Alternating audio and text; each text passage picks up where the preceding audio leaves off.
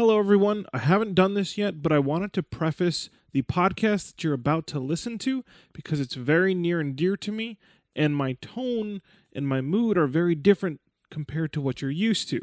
I recently just had my third ayahuasca ceremony, and I was still feeling the effects. I was a little tired and still getting over what happened during that ceremony. It was pretty intense for me, and the conversation I had with Mike is nothing but sincere and genuine. I almost forgot I was recording. I was just strictly talking to Mike. I do want to preface a couple things. If you're new and you haven't seen the other ayahuasca podcast, which was season 0, episode 4, and you don't know what it is, ayahuasca is a substance. It's a tea, essentially from the Amazon. You mix two plants together, and essentially it's the spirit of the vine. That's what ayahuasca translates to. And I've done these ceremonies because I've been studying ancient cultures and this fringe archaeology. And what I've noticed is that a lot of these ancient cultures had very similar spiritualities, and they said very similar things, such as Buddhists and Hinduism and now South America and the Amazonians, Incans, and the Mayans. So I was curious about all this. I found traveling shamans, and I wanted to partake in these ceremonies and see what they were all about. And so this podcast about my third experience is not even 24 hours from the moment where I was part of that ceremony under the influence of the brew, which has dimethyltryptamine substance in it, and it was a ride. Before you prejudge who I am and what I stand for, I just want to firmly say, after being part of this and taking this substance, I really do feel it's unfair how some of these substances have been categorized as Schedule 1 drugs. I know you're probably, oh, God, drugs are bad, right? Well, that's if someone tells you that they're bad. And this substance actually helps heal people. These are healing ceremonies. People have breakthroughs. They get over mental situations that they have not been able to get over on their own. Depression, PTSD, mourning, addictions. Like, there are so many things that these substances can help people with, and it's amazing why they've been banned and illegal. If you do it in a religious context, and that's why I will insist that I'm part of a ceremony, then that's a way that you can partake in it and not feel like you're being a criminal, because it is a religious rite, and it is a spiritual religious ceremony that I did partake in. So with that out of the way, I hope you enjoy the podcast. I hope you enjoy the deep, deep insight that I did have. I even felt bad because I reached out to Mike and I almost made him a target of some of the breakthroughs that I had over the weekend. I hope you enjoy the podcast, and I will see you. I'd love to hear your feedback, so please leave some feedback after the podcast. Sit through the whole thing. I hope you're in your car commuting or you're in a quiet place and you're able to just listen to what I have to say, because it is very authentic and genuine me in this podcast. Thanks for listening. Ladies and gentlemen, what's going on? Jay Bosa here with Mike on the other side of the table. How's it going? If you're watching the YouTube, we've got a split screen so you can see our reactions in real time without me having to switch. We don't have a young Jamie on this podcast yet. And to introduce today's podcast, recently, over the weekend, I had my third ayahuasca ceremony, and it was in a more unique situation, and I wanted Mike to come over and drill me on it, because while it's still fresh in my mind, I wanted to give you guys some insight if you're interested on how this works, because this was a very different ceremony, Mike. It was super different. I don't know what you're looking up over there. I'm engaged. I thought you were already looking up something. I'm like, no, he's ready. He's got questions. You know me, I'm always ready to jump right in the fire. So I mean, I'll start you off. Go ahead. So you said it was different.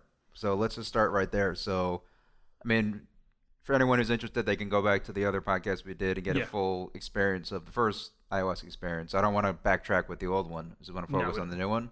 Yeah. So what made this one different? Was it better, worse? Was it more peaceful, more chaotic? Like, talk to me.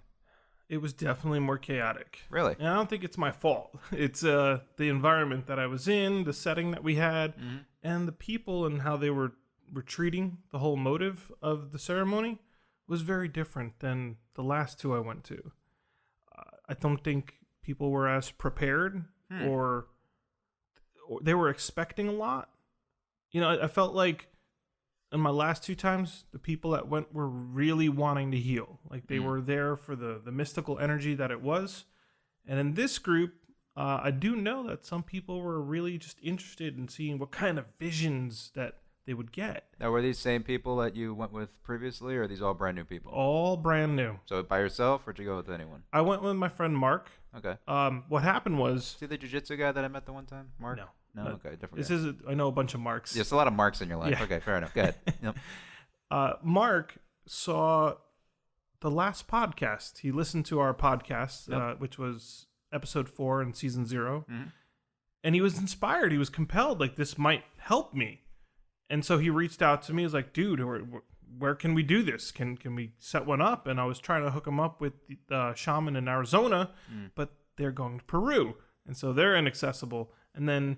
Talking about moving permanently to Peru, or just like Oh, no. It's like a learning retreat. Okay. So he's going to improve his practice and whatever else is going on. And they're inviting people to go with them. And man, if I didn't just start this job, I'd kind of do it, man. I'm kind of feeling that calling to be sort of a healer. Sure.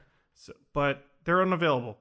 And so I went on Facebook and I looked for groups. I went on Meetup and I found New York, New Jersey, Ayahuasca something. And as soon as I got in, I joined the group. And of course, they have to approve you.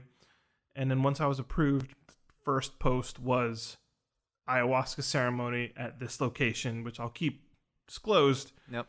But when I saw it, I was like, all right, Mark, this is it. We're doing this. It's right here. We got to do it. How far away was it? Just curious.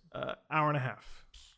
No brainer. Yeah. All right, so let's start with Mark, though, because, I mean, I'm curious to see. This is someone who never did any kind of psychedelics before. Oh, yeah, no, he's done stuff. He's done stuff. Yeah. So he's pretty much like, I've done a lot of stuff. I want to take a next step above. And I wouldn't say a lot, just kind of Enough normal, to- sort of recreational. He's got experience, Okay. but he's not someone that's constantly seeking for more experiences. Sure. If that makes sense. All right, so let me.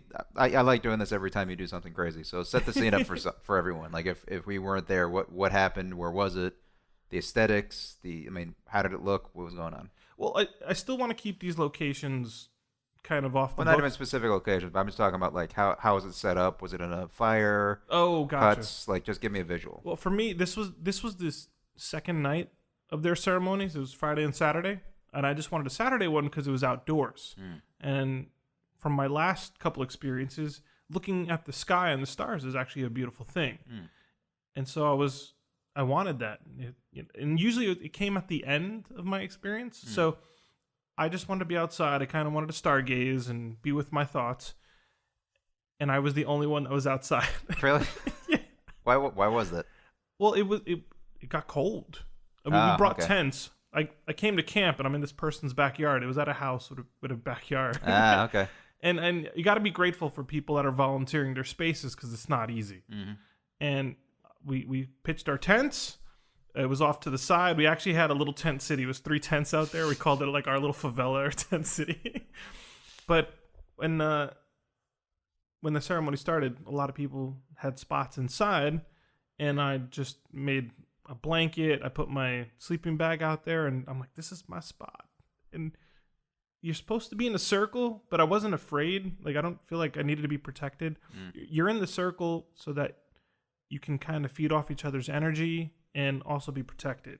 And you wouldn't understand that unless you did it, but you can get lost. You kind of can wander off, and some things can kind of creep into your psyche. So you want to be with the circle, and I didn't mind. I was ready. If anything wanted to, like, quote unquote, attack me or come at me or kind of make me feel weird, I was ready for it. Okay. Am I done setting this up? No, you're good. I mean, I get it. So you're by yourself in a sleeping bag in the backyard of someone's house. And I'll tell you, the other people, this house had like one of those big glass hot tub rooms where it's like out the back of the house.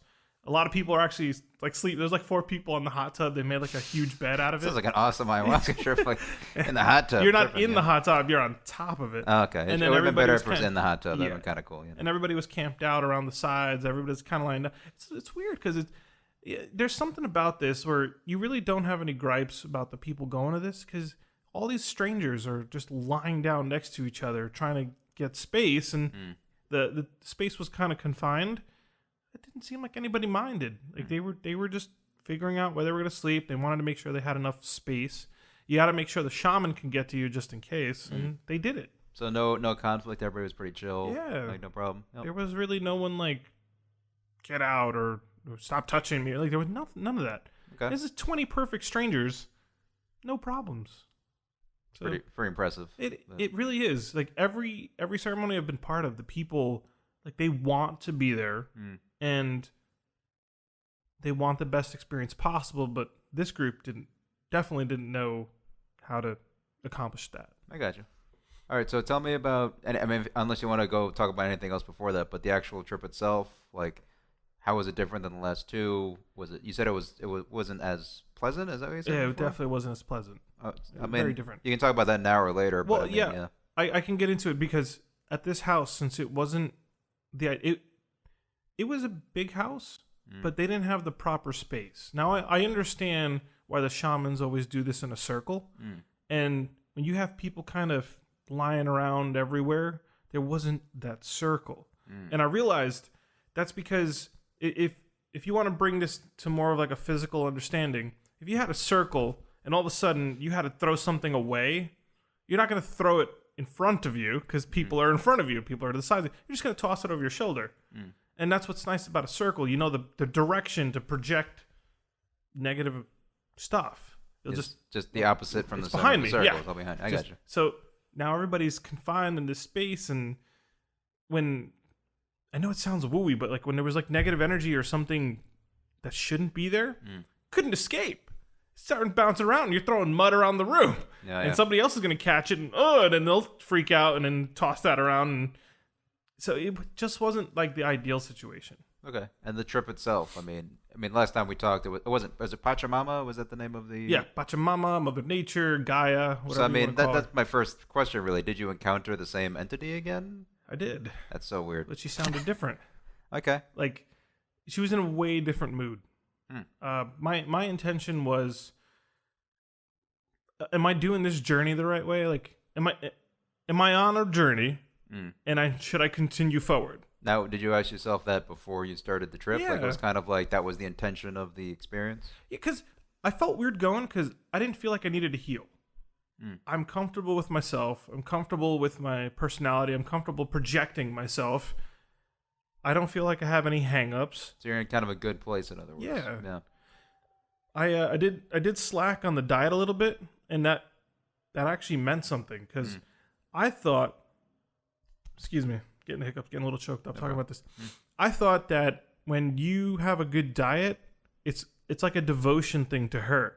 But essentially, since my diet wasn't as pristine as the last 2 times, the effect wasn't as strong. So I sold myself short. It's not that she was going to kick my ass. And for anybody that's done Joe, shout out to Joey. He got his ass kicked. Really? Yeah, but it was more humbling. Okay. He thought he can. Yeah, sure. It's my birthday. I'll have a couple drinks, right? He disrespected her. Now, when you say that you cheated on your diet or whatever phrase you use, what did you mean? What did you eat where you felt like? Well, I love chocolate. I was a little lax with the chocolate. Like when there's free cookies offered to me, I'm not going to turn down those cookies. Yeah, I think anyone listening is in total agreement. Yeah, you can't just turn down free cookies no matter what. You're not supposed to have leavened bread. Okay. And like I needed some sort of carb. I was eating veggies and fruit, and so for how long were you eating veggies and fruits? Straight 2 weeks. 2 weeks. Okay. Yeah, I've sort of become a vegetarian. Like if I just knock out the chicken and turkey in my life, I'm a vegetarian. Nope. And maybe even pescatarian. But since I eat chicken and turkey, the new term is politarian. Oh, geez, is that a real thing? Politarian? Yeah, well, you know me. I'm staying away from beef and I'm staying away from By the way, pork. chickens are douchebags. I think eat chickens. That's my vote. Like they deserve it. Cows and pigs, they're on the fence, but chickens are just anyway. Personally, I don't want to go off topic here. So I feel like I sold myself short not being as committed to the diet. Okay. I realized, again, I thought, okay, she'll beat me up. Like, I can't understand a serious purge because I never did. And I got to be blessed that I've never seriously purged because there's nothing really to get off me. Mm-hmm. So I feel I'm doing something right. And that's why I was like, well, what's this journey that I'm on? Like, I'm here. I'm drawn to you again. Mm-hmm. I'm looking for something. And this is a mystical realm. This is wondrous. Like, anybody listening, if you don't think it's crazy for a moment, this is like a frontier. Or it's a lost frontier because our ancestors used to do this all the time. So why wouldn't you want to explore this? Sure. You know, it's not just people doing drugs in a room. Like, there's a purpose. We're in a ceremony for a reason. We're not just consuming this and just wooing out. Like, there is a purpose. And so I think it's interesting. It's hard to do. That's why I wonder, like, why is it Schedule 1? Because there's no way this is like an addictive drug, because you take it, and if you're in a bad state of mind, you're gonna puke and you're gonna go shit. But you're relieving yourself and it feels better. But by no means that's recreational, and by no means that's addictive. So why am I doing this again?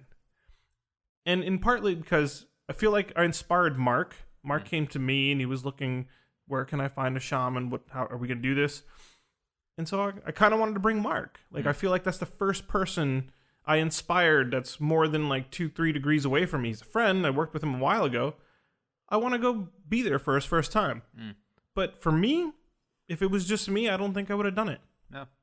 So that's the state of mind I was in. I'm like, what am I doing on this journey?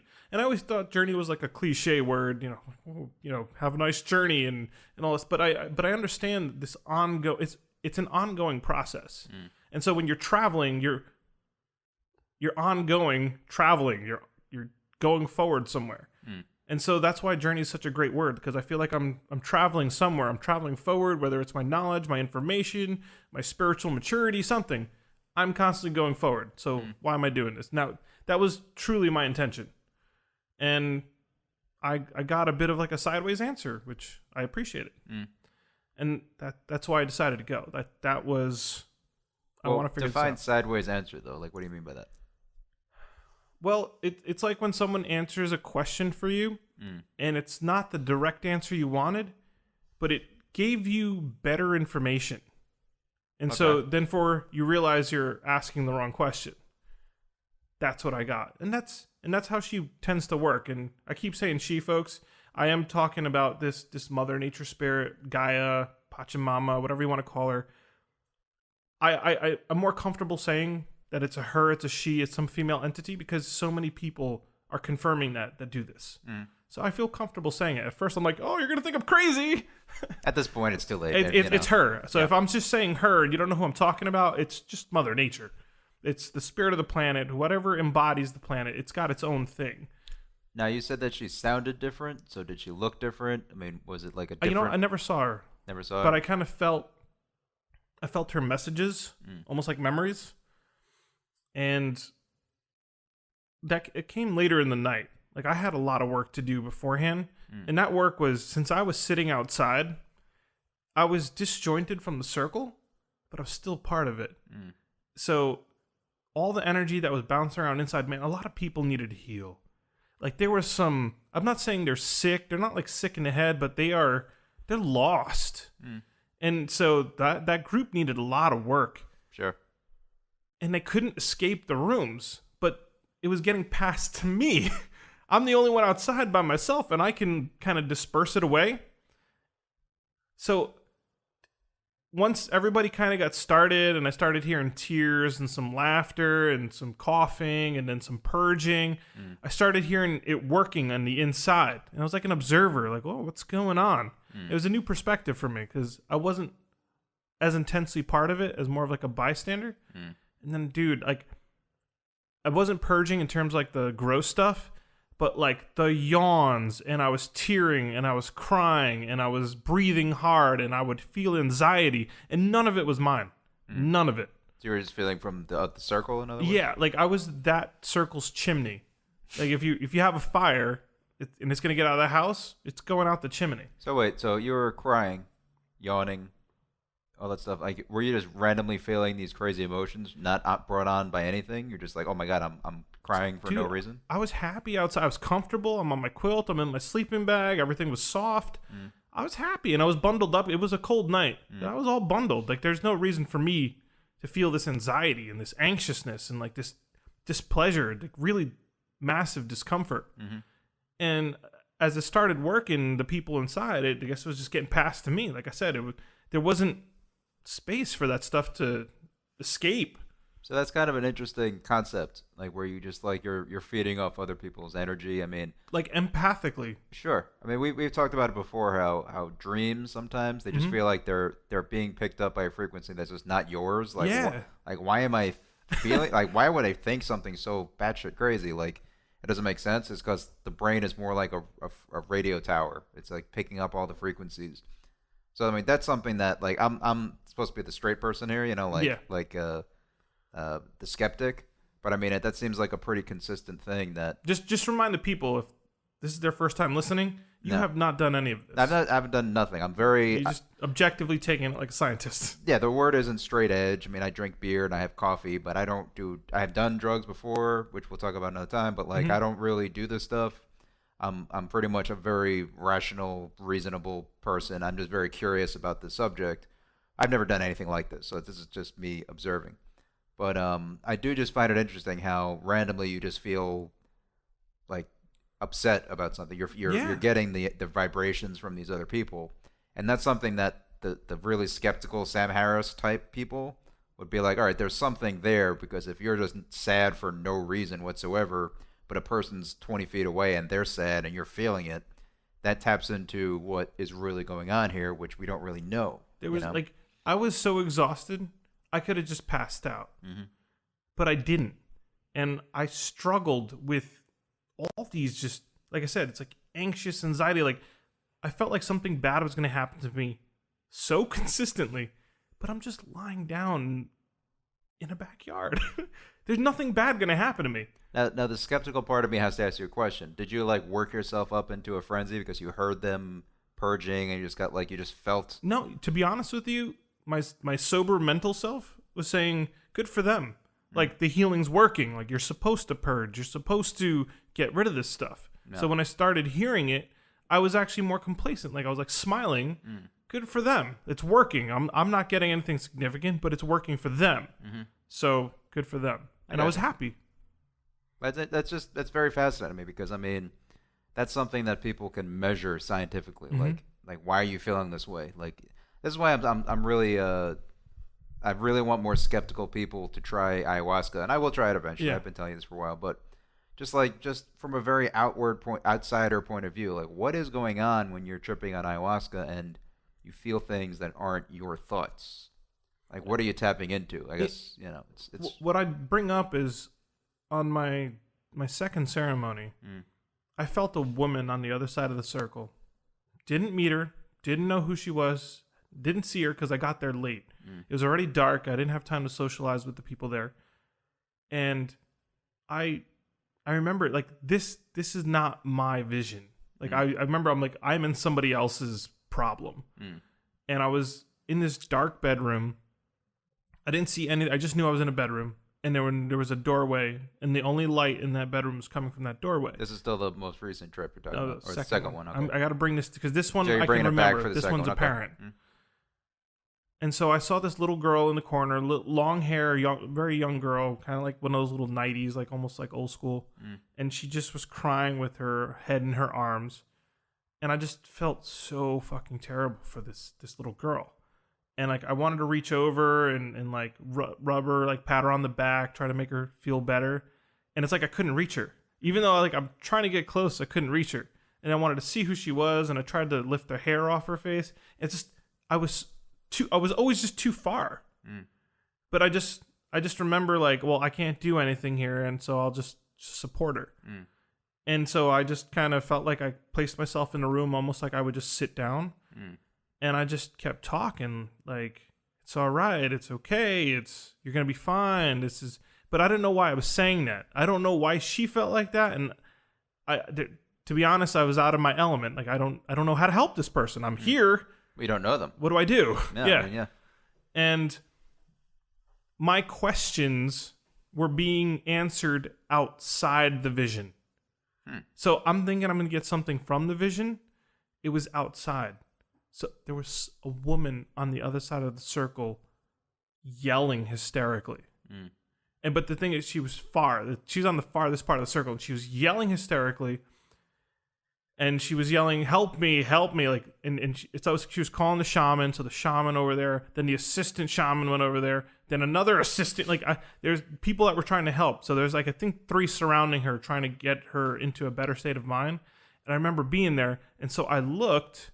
I'm like, oh well, she's got to be taken care of now. Like, I can sit back down and lie down, and she'll be fine. And so I lied down, and I tried to relax and close my eyes and kind of resume what I was doing. And then she yells, "No, don't go!" Like, I don't want to yell at you, but it was really dramatic. Like, her life depended on me sitting up. Like, no, I can't relax. I have to sit up and support this emotional trauma. And so I remember sitting up, and I'm just like, I'm breathing. Like, I gotta exhale. Like, this anxious anxiety in my chest. And then I look around, and there's 6 other people focused the same way I am. They are all sit up, like meditating style. And they were all breathing hard like I was. And I knew I didn't even have to second guess, but I knew those people were experiencing the same exact thing. The traumatic emotional stress that this woman was feeling was so heavy that we all shared it and sort of dispersed it, so that way she could deal with the situation.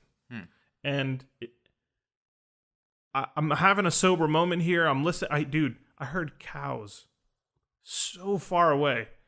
And it was like 2 cows, and they sounded like they were dying. I'm like, did a coyote just grab these cows? So the reason I'm bringing this up is because, yeah, I had a better vision. I had a more focused experience, and I don't want to scare anybody. This is not going to happen to everybody. It depends who you go with, who's in your circle, who needs to heal. But even I've always felt like animals had a different way to communicate because they don't need language sometimes. And so I felt like the cow was part of it. I didn't hear anything getting attacked so this cow's like just crying. Like, this cow was really crying. And then the cow was sounding off. Then the coyotes were sounding off.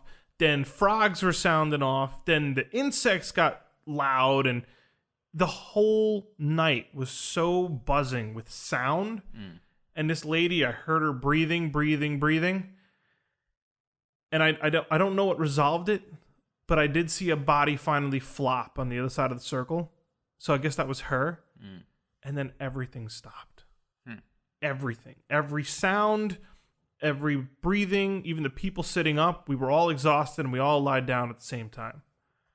Well, a couple of things that I want to kind of bring up. I couldn't tell you where this memory is from, but I remember some kind of documentary where where plants have emotions. Where, like, if you are negative and screaming and freaking out in a plant, if you look at that plant under a microscope, like, it's damaged. Yeah. You know, like emotions have some kind of resonance with what's going on here, you know? So it's interesting also with, like, dogs, because, like, I've been around dogs where they look at someone and they're just like, yeah, like they can sense your fear. They can sense if you're an asshole. They can sense those emotions. So, like, emotions have some kind of, like, broadcast. Yeah. And if people pick up on that, they just respond.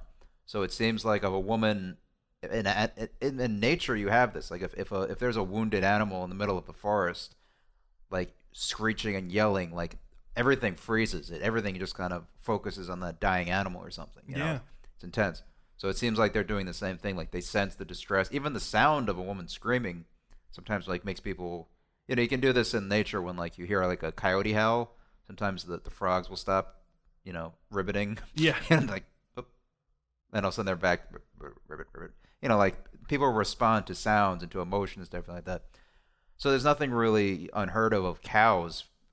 They hear, all they do is hear all day. They don't have jobs. They got nothing to do. They got nothing to do except listen and chew cud. You ever seen the cow videos where people play music or sing, and all of a sudden the cows just kind of conglomerate like an audience? Yeah. I've never seen it, but I can imagine that, you know. They connect. But, like, all they do is hear. So if they hear something in the distance that's, like, disturbing, they're gonna respond, you know. The amazing thing was all the animals making, even the bugs, like, they had their own frequency. Everything stopped at the same time. Like, there was like a sigh of relief, and it if I remember correctly, the sigh of relief had to do with "Fine, I'll live," which was like, that was the woman saying that to herself. Did we? Yeah, like that was her final breath. Like, "Fine, I'll live," and I'm like, was this person contemplating suicide because of how neglected she felt? It was neglect. She felt taken for granted so much, and neglect, and she made up her mind. Like, she's gonna stay. Now, did you talk to this woman after the trip? I think you might have mentioned this. What did she say? Well, the amazing thing was I knew exactly who it was in the morning. You're like, we got to talk. Yes, I was like, that was you. And then the other people that were sitting up with me, I know there's like a taller woman in that circle, and I recognized her. She knew exactly what I was talking about. Like I was talking to this woman about her experience, and like she shouldn't have to feel like that, and go talk to your family or friends. And she's like, yeah. Like she just kept seconding me. And then 2 more people were like agreeing all with what I was telling this woman. And so I guess those were the people sitting up also supporting that moment. And so it's a beautiful thing to see random perfect strangers collaborate and just help heal someone. Like this is how it sort of works. And I'm still trying to figure it out. No. But I can't deny that happened. And then I have those other individuals. I wish I could reach out and find them. I have them. They're out there somewhere. They're probably in the Facebook or something. But I could recall that same event with them, and they'll say the same exact thing. They felt her smallness. They felt that she was taken for granted. Well, here's a question for you. I think you should take a break from doing ayahuasca. Absolutely. Because you don't need it. I'm okay. Right? But the next time you do it, let's say like a year from now or whatever. Yeah. I've been trying to do one a year. Yeah, but I think you should bring people that are strangers and do your own test pretty much. Like if one person is having trouble with like suicidal thoughts, they'll tell you, but just don't tell anyone else. I mean, I think the next experiment That's you a should good do idea. is your own experimentation. Like whatever, like whoever it is, bring 5 people, 6 people, strangers, friends, whatever. But even write it down ahead of time. And they'll be like, okay, this person's dealing with suicidal tendencies. This person's dealing with, they lost a family member, whatever it is. Just write them down and organize everything. But keep everybody in the dark. Yeah. And like write them down so there's a record of it, and then like take a picture of it, like because this is more scientific than anything else. And then do another ceremony with all these people, and then record immediately afterwards what they're all experiencing, and just see what the results are. I'm totally down to do that. I just need people to be on board. So anyone listening to this, if you're interested, next year, I mean, this will be out for who knows how long, but like contact us, and I think that's a good idea because I mean, I'm not crazy about the idea of waiting for something to happen, if that makes sense. Like, oh, one day they're going to do experiments, and let's fucking do it ourselves. I'll even, maybe my point of view on ayahuasca, but I'd love to be there as the sober one who's just observing everything and you'd kind of mess up the circle, honestly. But like, I would be even like in the distance somewhere. Just I don't mind if it's better for me to participate. Like the thing is, I can just fuck off. You know what I mean? Like, I don't know how to explain it, but if I know you're there or I know you're around, I can pull you in. Sure. And so, since you're not on the same frequency we are, you disrupt it. No, that's fine. That's why, like, people try to get away when they do these ceremonies. But they try to isolate we themselves. could do another podcast, like, right before the ceremony. Yeah. With it, but not even release it. But this is what we're intending. This is what we're doing. And I'll fuck off. I'll be in the background. But then, like, I want stuff written down for, like, the sake of, I guess, posterity is the right word. Mm-hmm. But, like, this is me being the skeptic of the group. Like, here's what's going on. And then just, like, go. And then right afterwards, make all the recordings and say, okay, and interview people. And then we'll come back with our findings pretty much. Like, very low level scientific experiment. But I mean, if someone says like, oh, this person just lost a family member, and you put them in the ayahuasca circle and nobody else knows this, but then right after the ceremony she goes, 3 people say, oh my god, you just lost someone, I'm so sorry. That's scientifically proving that there's something going on here. They didn't say, oh, you're dealing with whatever. No, very specific. You just lost someone, we're really sorry about that, we felt that, we know that now. Blind taste test, you know what I mean? That's what we're trying to go for here. Because this is just me kind of curious if that could actually happen. And you might get people who get it wrong, and that's, them it's, oh, you're dealing with suicidal thoughts. No, not really, I just lost a family member. Oh, okay. Then you have to record those too, because we could all be wrong about what's really going on here. Like, we have to be very fair and just. And you don't want to plant seeds, because then it becomes John Edward type shit. Remember John Edward, the fucking the mentalist? No, I don't. Like, he was a famous bullshitter back in the day. But he was the type of dude like, I'm feeling an M. Is there a Matt or Michael or? Yeah, I see. Oh yeah. I've heard of. That's it's a magic trick. Like Penn Jillette can talk to you about this if you go to his podcast. Like there's a skill, there's a technique to bullshitting people. I'm not interested in any of that. I'm interested in pure raw truth and raw facts right now. If we can make that happen, that's interesting. That's all I'm gonna tell you. Well, the reason I brought that up was because that was a very strong, powerful, focused occasion of that, and for this third ayahuasca ceremony I was part of, not as focused because I was just getting bombarded. I couldn't focus on one person. I just it was more feelings than it was visions. Now, were you getting anything from Mark at all, or not really? Not really. No. So that's interesting. Like it seems like if there was something to this, you get something pretty strong from Mark.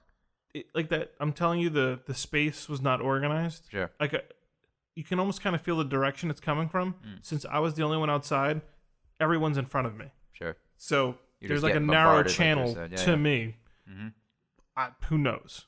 Yeah. I couldn't really pick anything out. I felt sorry for people. I felt anxious. That feeling in your chest when you feel like you're going to be scared. You know, like you're at a haunted house. Couldn't even get rid of that. Yeah. And I'm just breathing. I'm breathing like I'm in some labor outside. Yeah. But I understood what was going on. That's the thing. I'm like, oh, here we go. Now, were they first? I'm tanking. Were they first timers? There was a lot of first timers. So that probably explains because you know what they're about to expect, and you feel empathy for what they're going through, kind of deal. Yeah, and they had a lot of those first timers actually were in ceremony the night before, and the shaman and everybody said it was beautiful. Like they had a beautiful night. The first night. Yeah. Second night was different. Yeah, and from what I understand, ayahuasca, she puts on a great show the first time. Like that's her marketing, that's her public relations. Like if you do it once, she wants to welcome you, and then if you're gonna do it again, it's time to get to work. Yeah. You know, now we got to get into the real stuff. Like this is why you're here. It's like going through basic training. Now you're doing advanced infantry type stuff. Like we get through the basics. Now it's time to buckle up. Like you've entered a different realm. You've got some experience, and now it's time for the real stuff. Now talk to me about the visuals. What were the visuals like on this trip? Anything come to mind or not? I really? did not have powerful visuals. Really? And you know what? I guess this would be a gift. This is my only visual, and if this is the only visual I got, absolutely it's a gift. And it's related to my first time as well. A couple instances in the night while I was looking up at the sky, and this is why I always want to look at the sky now. It seemed like there was a grid built in the sky. It looked like triangles. And this was the same vision you had when you first tripped, right? See, you remember that, but it's not the same one. Really? It's similar, but it's not. Why was it different? Explain. Well, this one looked like a covering on the planet. Like there's a grid, some sort of spiritual light grid, and it's perfect shapes, and it surrounds the planet, like some way high distance up in the sky. And the scientist in me is like, all right, let's fuck this up. So I'm like moving my eyes. I'm trying to like see if there's like a weird angle where I could catch this as me fucking freaking out. I like your, let's fuck this up. I know, I couldn't. Yep. I couldn't. Everywhere I looked, the angles that I tried to move, I tried putting things in front of my eyes. So I'm like, if I cover this, and when I cover it, it would cover. And when I lift my hand, there it is. I could see it. And so I can't deny that I saw this like spiritual grid. Is like all I knew is that it's protecting the planet. From what? I have no idea. But it's this like shell that our planet has. And I didn't know that existed. And it's something I've seen in pictures, but I just thought it was someone's depiction of like what a spiritual force is or something like that. I saw something surrounding the planet. It's like a big dome. Like if you ever watched Hunger Games, you know, like the dome that they have in Hunger Games, it felt like that, but like really high in the sky. And so I smiled. I'm like, oh, I got to see something. And that was one of the more powerful visions, I think, because it wasn't just in my head or in my imagination. That's something, even if it is in my imagination, it was merged with my actual physical vision. So I don't know too many people that have testimonials with stuff like this. And that was my truest, most profound visual. And it was actually with my eyes open, which I was grateful for. Yeah. And now to go back to Mother Nature, Pachamama, whatever you want to call it. What was her mood? You said she was more like you talked about it before, but could you elaborate on that a little bit? Like what was her deal? She was frustrated. With what? Definitely this time she was frustrated. I think she was frustrated with the mindset of the people there. You know, it's almost like going to the doctor's office and then, you know, the doctor's gonna, what's that? I can't think of the word right now. I'm so tired from this weekend. No. When they knock you out, it's like morphine. No, morphine numbs you. What's the stuff that knocks you out? Like it's like gas or where they can inject you with it and it just knocks you out. Yeah. You know I know you're talking about. Please help me with this word because I know you're Googling over there. Hold on. Like a medically induced coma type deal, right? Well, it's just to kind of put you out. Like when you go to the dentist and they put you under. Novocaine and one of those things. I'll find it. This is the beauty of the internet. We can actually take our time, look something up. Well, I know I've been to the dentist, and it's like going to the dentist. You're not sick. He doesn't need to pull teeth, but you're sitting anesthetic. There you go. Yep. But you want the anesthetic. Yeah. Like, wait, what the fuck are you here for anyway? Like, so she was frustrated with a lot of people in that group. And I've never felt that from her. My first 2 ceremonies, she was healing people. She was trying to give understanding. It was almost like this group was stubborn. It's like, well, do you want this or not? Kind of thing. Or do you even know what you came for? Because one of the guy's intentions was to get high. The shaman was telling me. Yeah. And I'm like, man, fuck. Like that's a waste of our time. That's not what's going to happen here. And so I felt this frustration from her with the group. And then towards the end of the night, I realized a lot of people had the same problem.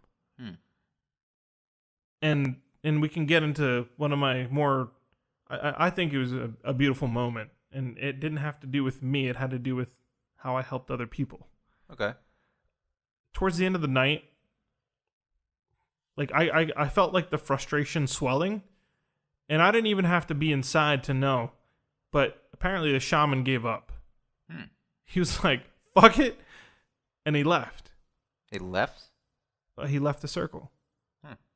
And the thing is you can't teach people that aren't willing to learn. I'm kind of getting choked up because I kind of remember all this. And I understand why he'd left. I mean, people came outside and they were complaining by the campfire, and I heard it, and I was distraught. They were complaining about the music, and then he's not helping everybody, and they were not pleasant. And that's why that's why I'm saying she was frustrated, because I was frustrated listening to them, and it got to the point like I'm sitting there squirming. I'm just trying to focus on what's going on. I'm squirming.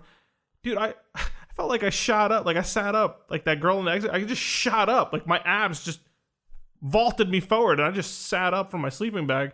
And then I saw that, okay, we should go inside now. Like they got up and they went back inside. That's such a strange thing to complain about. Like when you're like aware enough to be like, I'm gonna try an ayahuasca ceremony, and you start bitching and moaning, like he's not getting to everybody. The fire's out. This is not happening. People are vomiting. They're distracted. So it was very selfish. Yeah. And I felt that negative vibe, and it frustrated me. And it frustrated me. Like I don't even remember really choosing to sit up. I just sat the fuck up. I was like, what? And I sat up really fast. Like I sat up so fast that I rocked forward. I'm like, how the fuck did I do that? Yeah, there's so many things to unpack with that idea. You know what I mean? Yeah. Like, it kind of reminds me of like martial arts, because like if someone's saying, all right, here's what you do, and they're just not listening to they don't want to teacher, listen. like it's like, what do you want from me, dude? I'm going to teach you how to throw a proper jab and a proper kick, but if you're deliberately doing it wrong for some reason why I don't understand, like that's the rules of whatever class you're in. Like, and any class you ever take in any one of those contexts, from yoga to whatever, if there's someone in charge, you do what they tell you to do. It's respectful. You know what I mean? Like, even if you disagree with them, like 3 months later, like, I don't really like throwing a punch that way. I'm going to throw it differently. While you're there and while you're in the moment, you do what the teacher tells you to do. That's just respect. So, I mean, it's kind of, man, that's heavy right there. Like, that doesn't make sense to me, like, complaining about, like, yeah. Yeah. Strange. Very strange. And so wait, let me. So afterwards, after the whole experience and everything, like after it wore off, were you talking to anyone else besides Mark, or not really? I didn't even talk to Mark that night. What Didn't talk to Mark that night. What do you mean? Though? I couldn't find him. Okay. Like I honestly don't know where he went. Have you talked to him since? And it was I've talked to him since, he just vanished during ceremony. I didn't know where he parked, and it was so dark. When it sort of wore off on me, this is essentially when I feel like was the best part of my night. There was no music, there was no chanting. The last couple ceremonies I was in, the shaman was going till 4 a.m, and it's 2:30, and there's nothing. And I already felt like the shaman quit. And I don't blame him. That was a hard job. Like he was having such a hard time, and especially when people aren't open to the healing and they're not respecting it, especially like you're meeting a fucking end. Like if you understand, if you're here because you're gonna meet the entity of the planet, and a lot of people knew this beforehand. A lot of people know they're gonna talk to them with their ayahuasca. And you're disrespecting that? Like, I'm sincerely mad talking about this. Like, I'm a pleasant person, but right now I'm sincerely mad thinking about it. This is the angriest I've ever seen you, by the way. The angriest I've ever seen you. But good. No, this is... I'm not at all. I'm fucking with you. Good. But I understood why he quit. So then I started to walk around. But I was finally energized. Like, I guess I maybe napped for 20 minutes or something. The fire was completely out. It was dark. I saw the grid again before I got up, but I'm sober. I got up and kind of waddled. Okay, maybe I'm not completely sober, but I waddled inside, and I just want to see what's going on. It wasn't over. When I walked inside, it felt like when you watch a scary movie, like a horror, and someone's in a bad place. It felt like I was like a ghost walking around all these horrible things happening. Like I guess people were still going on their journeys. When you sleep, you're still on your journey. So it felt like I was walking around like a haunted house. And then I get to the kitchen, and there's a guy just like in child's pose yoga on the floor with his hands out. What's child's pose? Yoga? That's like when you have your hands out in front of you, your face is on the floor, but your knees are on the floor. Okay. And it's so kind of creepy in a weird way, huh?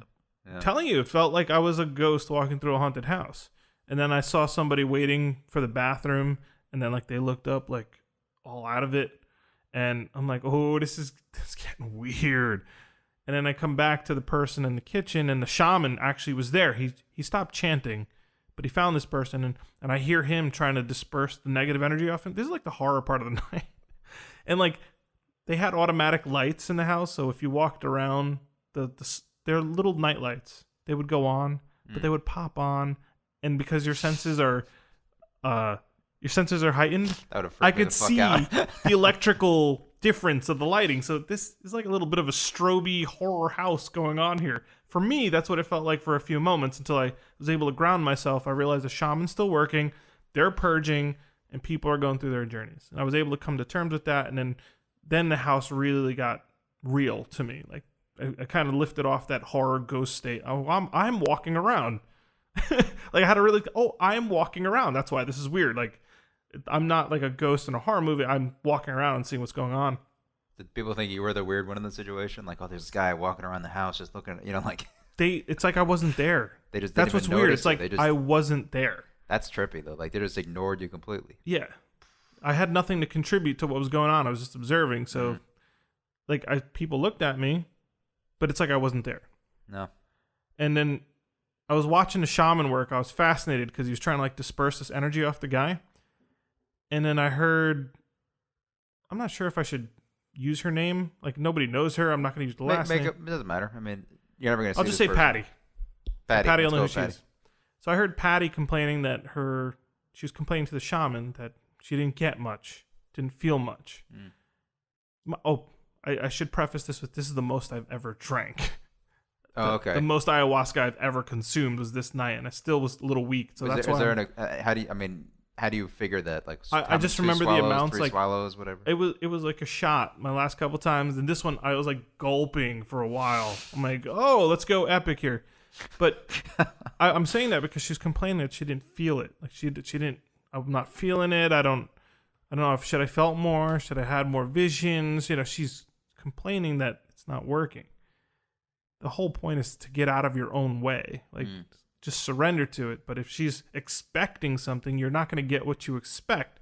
So you're looking over here and the message is coming here, you're not going to get anything. And so I heard her complaining, but it wasn't my it wasn't my place to interject at the moment. So I'm like, I'm going to talk to her when she's done trying to talk to the shaman. Then the shaman disappeared. I don't know where the shaman went. But she's still in the kitchen. I'm like, sit down. How's your night going? I started talking to her. And everything I heard from her was like expectancies. I expected, it's almost like she deserved it. I expected this. I deserved this. She didn't say deserve ever, but it's like she expected it. I keep saying the same thing. This is hard to comprehend. Like I said, this happened the other night. I'm still tired. I'm sorry, folks, if I sound a little jumbled. I'm just trying to get this out. And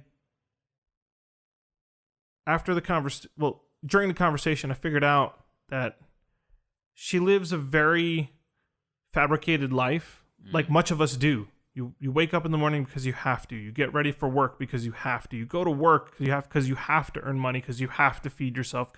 So it's a very fabricated life. We're not very much in control of our own lives in the society. Even though I say it's a free society, we're really not in control. Yep. And so the conclusion was, I was telling her, you're not able to be your authentic self. You're not who you want to be. The authentic self in you hates how you're living. Even though you have a job and there's all these pluses to what she's doing, you're not being authentic with yourself. That's pretty universal. I mean, your authentic self. I mean, there's a issue with that though, because if your authentic self is being a piece of shit, that's a problem. I don't think we're, but like I'm just as a point of view. So it seems like well, you're a piece of shit for a reason. Like something happened to you, and you're like, well, I'm gonna be you don't decide to be a piece of shit. You just wind up being a piece of shit because of things that happen to you. But that's very complicated, but at the same time very important discussion to have. Like that should be everybody's intention, to be your authentic self and have good intentions and have good results. Like there's a lot to unpackage there. It seems like we'll talk more about what else did you say besides all these expectations that didn't come to fruition. Like, was she just upset? Was she annoyed? Like, what was going on there? Like she wanted to get over something and she wanted an escape, but she went into that, like, you're supposed to have an intention, not an expectation. And so I don't think, if ayahuasca tried, she wasn't listening for it the right way, or she wasn't hearing, or she wasn't seeing the message. In a sense, I feel like that I physically sat down next to her. I was supposed to do that. Like, if you want to consider it a little bit of a channeling, I was supposed to do that. And for that night, I felt like I kind of, in a weird way, I was supposed to take over for the shaman. Like, oh, I'm doing the second shift. I have the energy now. I took the nap or whatever. It was only 20 minutes. I'm going to help out. Let him go take a break. And so she's the only one that's actually up.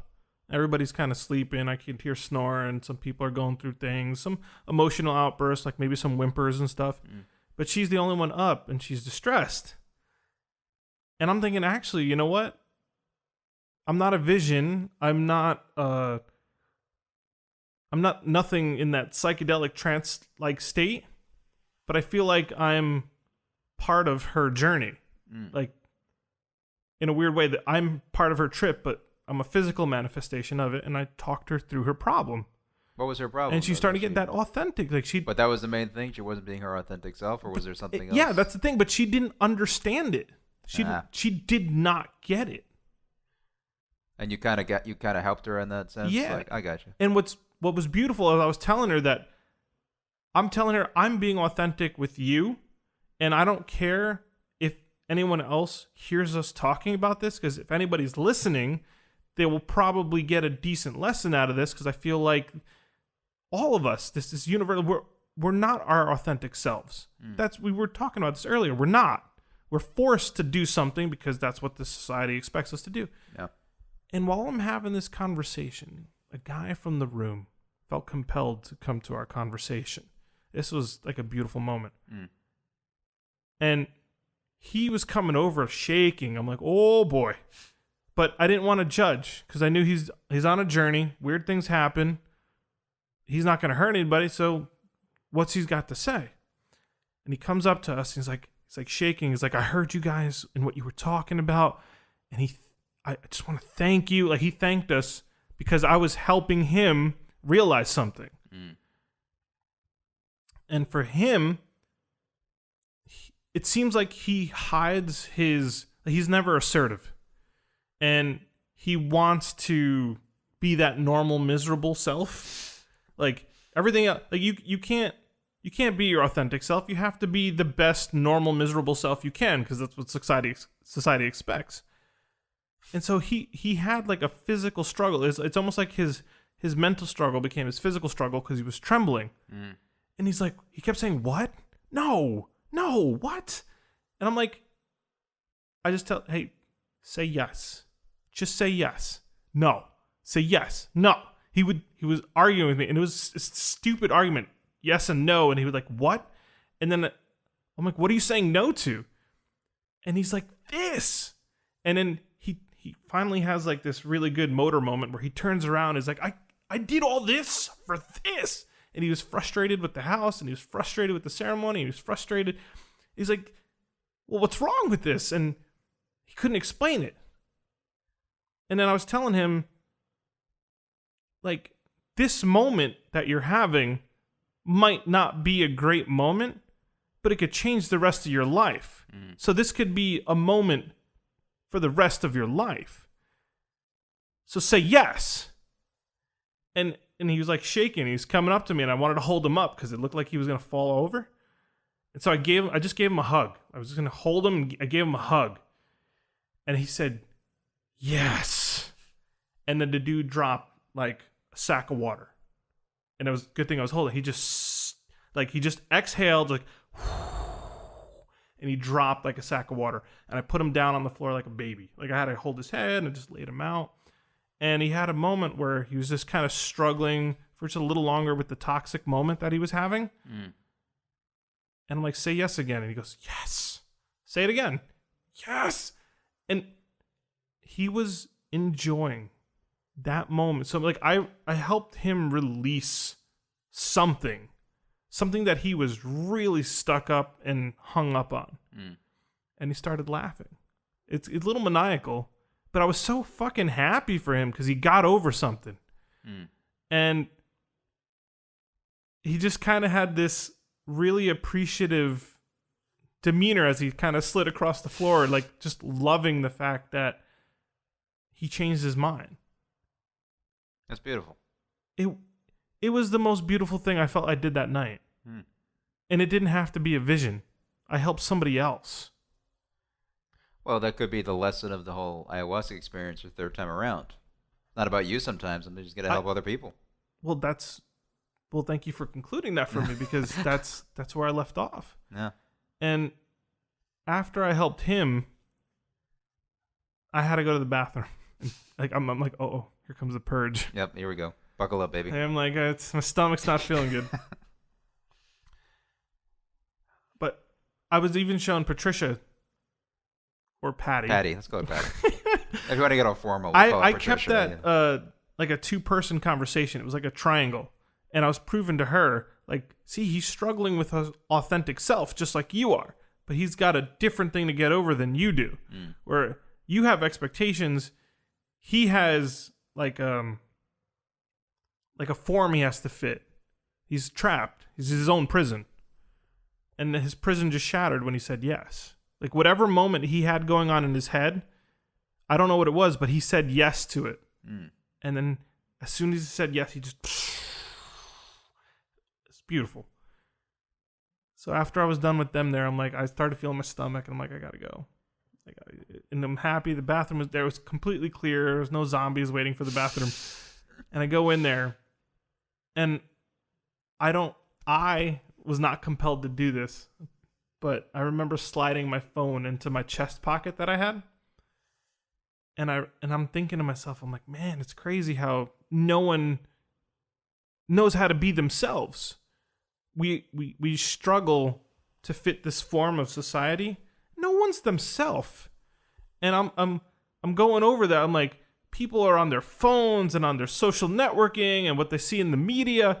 And as I'm going over this, like I'm digging, I'm finding it. So I'm going through this realization. Find your bad place. Yeah. Let me tell you, I fucking found it. And this is, I heard the voice of Ayahuasca going, like she was mad because I'm coming up with everything. She's like, yeah, and the more I mentioned that what's making people sick in the society, the sicker I got. And then I realized we just have a society that doesn't let us be ourselves.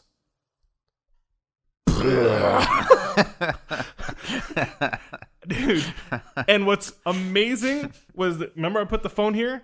I didn't remember I put the phone there. I don't really feel like I put the phone there. But in a beautiful and disgusting symbolic gesture, my phone flew into that toilet, which was probably destroyed from the night. Ugh. Followed by me vomiting on my phone. Yeah, really, really dark, low moment. I know, folks. There's a metaphor in there somewhere. Oh, man. that's Come on. Dude. She was in my head like, fuck that phone, fuck everything on that phone, fuck everything. Yep. She was so pissed off that so much of our society is based in our phones. Like we organize ourselves with our phones. We're not ourselves without our fucking phones and the influence that the phone has. She's like, fuck that thing. Fuck you. Like, she was so pissed and so happy that, like, I started puking on it. And I'm like, no. So in a really gross moment, like, the toilet seemed clean, but I got my phone out, threw it into the sink, I rinsed some water on it, and I finished fucking purging in the bathroom. Is your phone waterproof? Yes. Okay, it still works. You got clean. lucky there, yep. Yeah.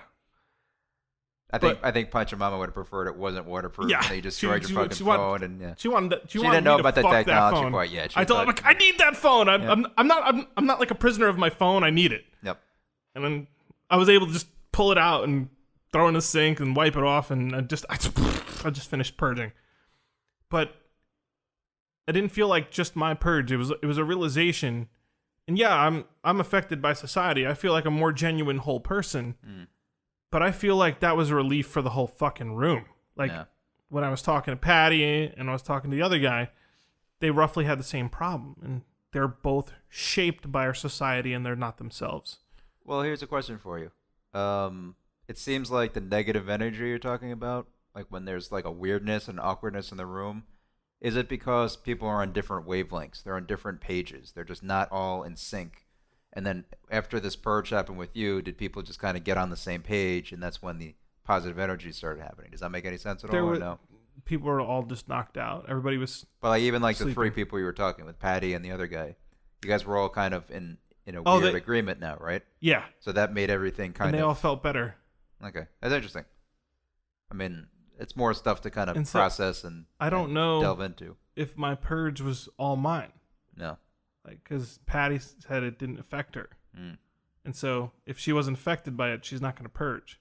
But if I feel like I was coming up with all the conclusions why she would purge and why he would purge, and I just feel like that was the atmosphere of the room. Like, and this goes for anybody listening. Like, we struggle just being our authentic selves and being authentically happy the way we want to be happy. No. I mean, look at you. You're a workaholic almost. You I got this debt to pay off, and you know you have this debt to pay off. So you work so many hours, but do you want to work so many hours? Do you want to sit down and write more often? Do you want to sit down and play a video game and fucking just zone out? Like, you don't get the opportunity to do that. And so you know where your authentic self is. You just feel like you're compelled not to be that authentic self. Well, yes and no. I mean, I don't want to really make it about. Yeah, I don't want to make it about through, you. You know, like I'm okay. Like we can talk about that another. I'm using you as an example. But yeah, I'm sure there's plenty of people listening. I mean, I'll be very honest with you. Like what we're doing with the podcast and with my life, and my life is pretty good. Like I can't really complain. What should be talked about is people who have much worse problems than we have, because they're kind of in a different wavelength altogether. Someone dealing with like a real drug addiction or loss in the family or whatever. There's a lot of really dark shit going on right now. But you kind of talked about something really interesting, which is your phone, social media, the way you present yourself. Are people being their authentic selves when they post a picture on Instagram or not at all? There's so much fake communication happening. Yeah, I mean, something that always stuck with me was back in the day, you probably remember this. You used to have AIM, AOL Instant Messenger. Yeah. And I remember I was around someone and someone said something and they said LOL and they weren't laughing. You're not laughing. You just maybe snicker. Just, like I'm like maybe blow nose out of your. I no, mean, like blow air out of your nose. People always do that. They say LOL or haha, and you were not laughing at all. Yeah. Why are you pretending to? It's like LOL, an acknowledgement. you know. But it's one of those weird things where I hate talking in text. I think talking in text is a waste of time. What we're doing now is good. We're talking to each other. And I think more people need to do that. People need to get off of Instagram, get off of Facebook, and just have more conversations face to face. Minimal technology interfering, but connect on a personal level and actually listen to people, actually understand what they're saying. Don't just wait for your turn to talk. And I think that like so many arguments I've heard throughout the years of people emailing each other and then getting this massive argument and then breaking up. Been there. Everybody's been there, but never have a conversation through text or email ever. Text information. It's Meet not me you. at 2:00. Text. Yeah. Don't ever say, "Hey, what are you up to? How are you feeling today?" Blah, blah. It's such a waste of time because you're not being yourself. You're not being authentic. You have like an emotional spectrum in your face and in your Yeah. body language and in your tone of voice, and you're neglecting all that communication and putting it to an artificial language, because all language is artificial. Like, we're just making sounds here. We've made sounds for an hour and 2 minutes, right? Yeah. Okay. But we can make sense of those sounds. But I could communicate this to you way better if I could just give you my memory. Yeah. But even like video calling, Skype or whatever it is, that's so much better to communicate. I agree. Than even talking on the phone. Just without a visual, it's really hard. I can't talk on the phone with anyone anymore. It's just too bizarre. But I can Skype with people, no problem. I can talk in person, but it's an interesting thing how so many people are struggling with that concept of be your authentic self and communicate and tell the truth and really connect with people. Don't just be who they think you want them to be. That's a big problem right now. And I'm getting better at just being myself. Just even if it makes people upset. You know, like you have to. I'll tell someone something. I'll tell something to someone that they don't want to hear. You know, and that's really hard to do because everybody just wants to make everybody happy. But you shouldn't tell people what they want to hear. Tell them what they need to hear. I saw something. It's a big difference. A friend of mine, Kat, she posts these great quotes on Facebook. It's really enlightened. And one of them the other day was, "Don't say, 'Why is this happening to me?' Say, 'What can I learn from this?'" And when you're more authentic, even if it's bad for someone else, you're giving that person an opportunity to learn. So the more authentic we are, the more learning experiences there are, the better we all become. If you're fucking fake and lying constantly, no one's going to learn from that. And I think that's like the overall message that I got from this. Sure. I mean, so many people have like an idea of making it, quote unquote, as being successful in, you know, movies or musicians or fame or Instagram, whatever it is. But at the end of that tunnel, from what I'm reading and understanding about, there's no victory at the end of that journey. There's no like, oh, I'm worth $1 million now, everything's great. No, you always have those problems. It's so much more rewarding to have strong friends and families, and have a dog is so much more beneficial than having $1 million. You know what I mean? Like, who cares? But that's something that we'll kind of keep talking about throughout this time, just how to be more authentic, how to be a better person, how to tell the truth, how to deal with failure in a constructive way, how to deal with shortcomings and whatever it is. I think, man, come on. And this kind of spills over to that whole argument that we're raising soft people, like the kids and the participation trophies, and nobody wants anyone to feel bad. You're going to feel bad in your life. But if you can learn from your earlier experiences, then you create your own tool set and your own way of thinking for dealing with this when you go in through life.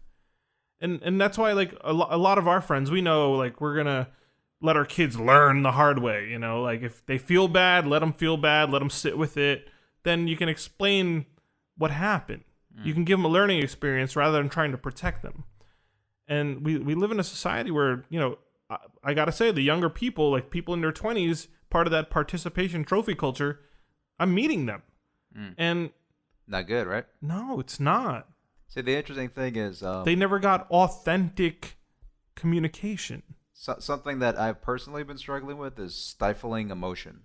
I stifle emotion most of my life. And I feel like in the few times that I've done drugs, like marijuana, nothing crazy, but like you're unable to stifle your emotions anymore, and you just start feeling uncontrollably. Like you just start feeling like way more than you normally do because your inhibitions are down. Yeah. So it seems like, and you can maybe correct me, if someone's doing ayahuasca, is that they're just feeling these really high intense emotions that they're stifling most of the time, and they're not used to dealing with these crazy emotions because they're just not used to it. Is there some truth to that, do you think? That's what happened, for lack of I'm not going to use his name, but that's what happened to that guy Jay that I just mentioned. No. Like, his physical awkward movements was his manifestation of him not coming to terms with what you're saying. Like, he would conform himself to be I call it the normal miserable, because it's normal for us to be all miserable, right? Well, but, yeah, like, in a way. Like, yeah. I'm starting to call it the normal miserable, but he was conforming to that. Like, he's supposed to. That's his due diligence. I'm going to conform to this normal miserable. I won't be my authentic self. And that's why he thought this was stupid. He thought how he felt was stupid. He thought that he was in that house. This is all stupid. This is all a joke. And I'm like, no, say yes. Say yes. Like, it's okay that you're going through this. It's okay that you think it's wrong. And then he finally said yes. And it felt amazing to him. I mean, I could talk about this another 3 hours if you really want to. I mean, it's just like, we don't want to keep reiterating the same lesson. I think I think unless you want to have anything to close with, that's a pretty good place to stop. You have the floor, because I'm out of questions. Like I can talk to more for another 3 hours, but like on the ayahuasca concept, your third trip, I think we got our bases covered. Is there anything you want to kind of close with? This is kind of the most I've explained. This wasn't a lot of downloads, but I if anybody's deciding to do this, even though I've said all this, you're obviously interested if you've gotten this far. Still don't have any expectations. I would suggest you learn how to meditate. That way you can clear your mind. And when you can clear your mind, you kind of get yourself out of the way. So when you do ayahuasca, you get a more clear communication, because your thoughts, your expectations, your theory, whatever you've already thought of, will not get in the way of the authentic experience. And another thing, one of the epiphanies that I had with those people I ended the night with, Patty and Jay, was that it's not cool to love. Like, when someone cuts you off in a car, you could just easily yell, a fucking asshole, or I fucking hate you. That comes out way more than just telling people you love them. There's more reasons to be compelled to hate people than there is to be compelled to love people. And I think we take it for granted. Like, just because someone's nice, maybe they're just a great person. Maybe you should love that about that person, that they're nice, or they're trying to be pleasant. So I also learned, like, it's not cool to love. It's not cool to have feelings. It's not cool to constantly tell people your presence around me makes me feel good. It's awkward. And I mean, maybe I realized that for myself too, but I realized that with the people I was talking to. And people agreed in the morning. Everybody kind of talks about their integrations in the morning. I had some great conversations with the people in the morning. Like, it was a rough night, but a lot of people got over stuff. And it wasn't as visionary as they all thought, because they expected it. I think everybody's vibes kind of made that night rough. But the integration continues. Like, you'll still get ideas, or you'll realize you think different. And that's what makes it worth it. And that's what you get when you come out of it. It kind of lingers with you until you can integrate it on your own. And that was a hell of a night. Sounds like it. Hell of a night, man. That part where I felt like a ghost walking around the house. That was the creepiest thing I've heard in a while. I just felt like I was not like floating, just watching. Nobody paid attention to me. All right. Well, thanks for that, Bosa. Appreciate Woo! that. Nope. All right, guys. I'm not crazy. I hope you enjoyed that and that very descriptive experience. So I think we're going to go with I don't know what episode this is. I can't even tell. I'm going to Doesn't label matter it at this later. point. We're Doesn't good. matter. Yep. I'm going to keep working on finding shamans, finding traveling shamans. Maybe I'll turn into like a mini travel agency for these shamans if people want to experience this. Mm-hmm. If you feel compelled, I would say look up practices to prepare for ceremonies, because you don't know when one is going to pop up and you kind of want to be ready for it.